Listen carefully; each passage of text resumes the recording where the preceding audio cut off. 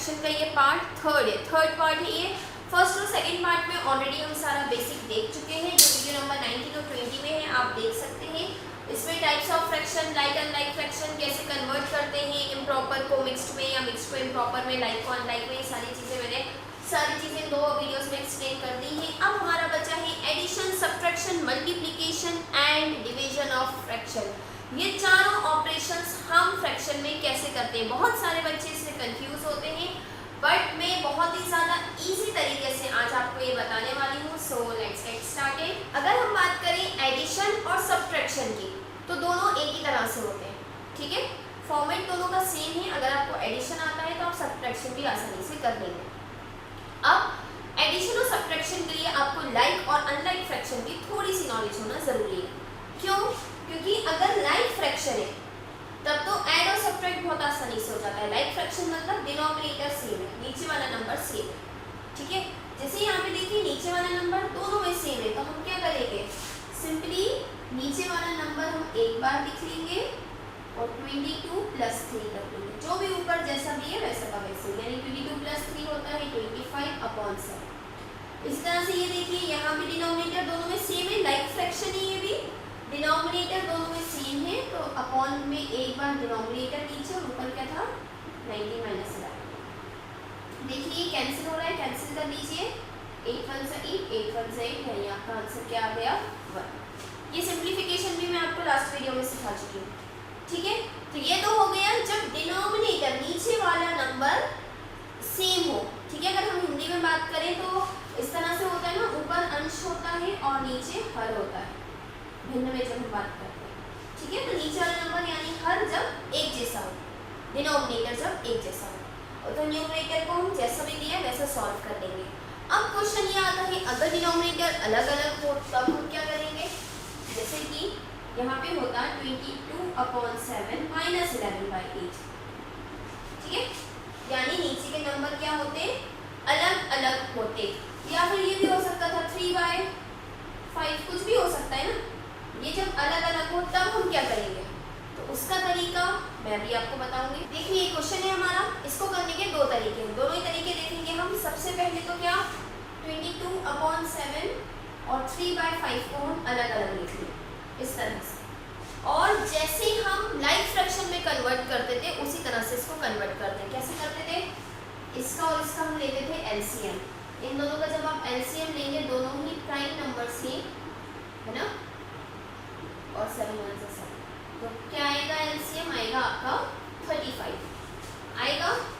तो 22/7 multiply dash is equal to dash. इसी तरह से लिखते थे हम लाइक फ्रैक्शन में करते हुए, जो भी नंबर है मल्टीप्लाई किसी ना किसी से होगा और फिर आंसर आएगा, ठीक है।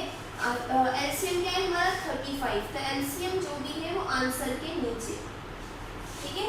अब 7 में ऐसा क्या मल्टीप्लाई करेंगे 35 आए, तो देखिए 7 5 5, 5 में ऐसा क्या मल्टीप्लाई करेंगे 35 आए 7 7, 22 × 5 कर लें 110, 3 7 21 हो गया। अब देखिए इसमें डिनोमिनेटर सेम हो गए दोनों में। अब हम क्या करेंगे 22/7 की जगह इसको लिख लेंगे 110/35, फिर का का साइन है -3/5 की जगह हम इसको लिख लेंगे, ठीक है।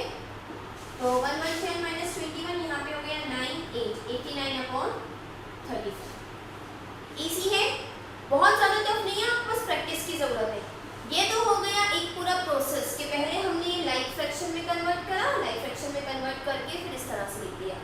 एक और तरीका क्या है इसे सॉल्व करने का, वो देखते हैं। आइए, आप क्या करेंगे, इस नंबर को ना थोड़ा थोड़ा दूर लिख लेंगे, 22/7 - 3/5, ठीक है।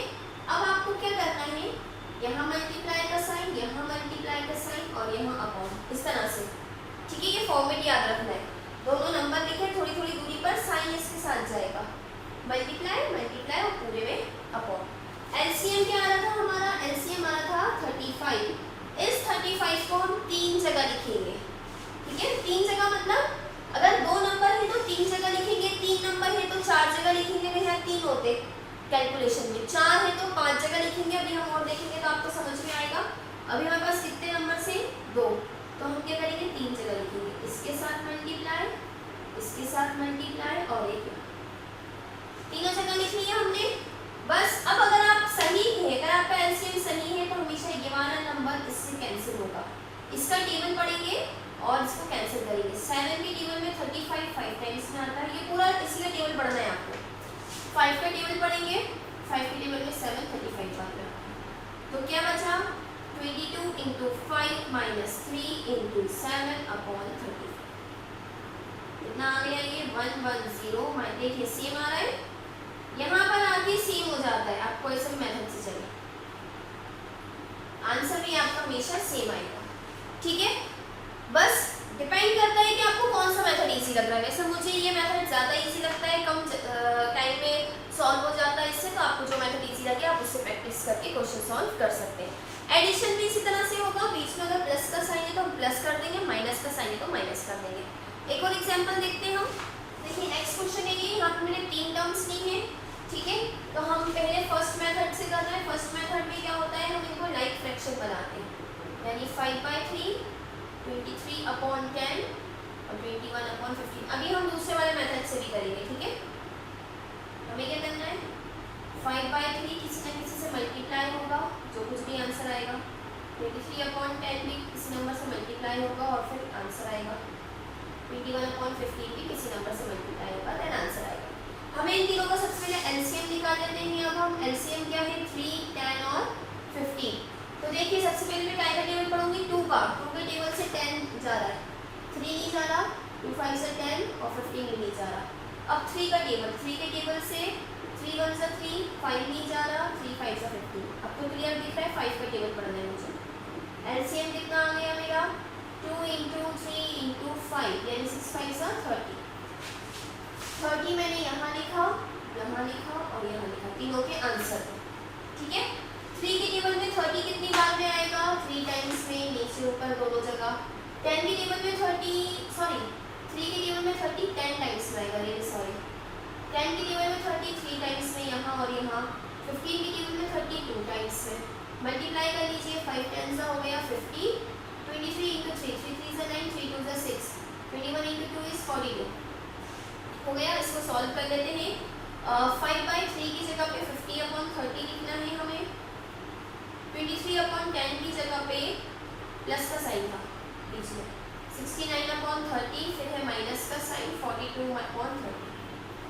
क्या होगा, अपॉन पूरे का 30, 50 प्लस 69 माइनस 42। इसको करने 50 प्लस 69 कितना हो जाएगा, 119 माइनस 42 अपॉन 30, यानी 9 में से 2 गए तो 7 बचा, 11 में से 4 गए तो 7 बचा। 77 upon 30 is the answer.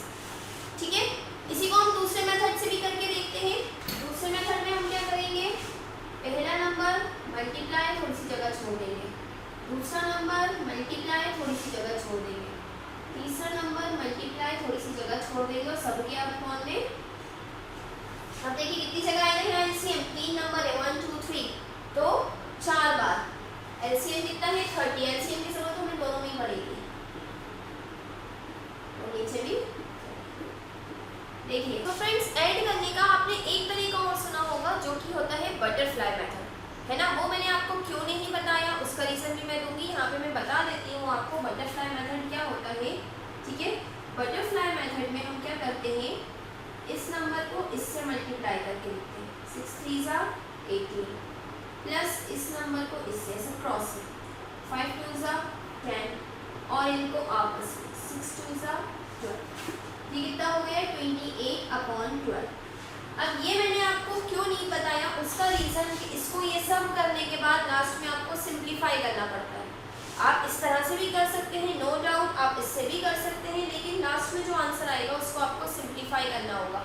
Simplification जो कि मैंने आपको वैसे ऑलरेडी सिखाया हुआ है, 2 1 जा 2 2 4 जा 8 2 6 जा 12, दोनों 2 के टेबल से जा रहे थे, ये दोनों भी 2 के टेबल से जा रहे हैं। 2 7 जा 14 2 3 जा 6।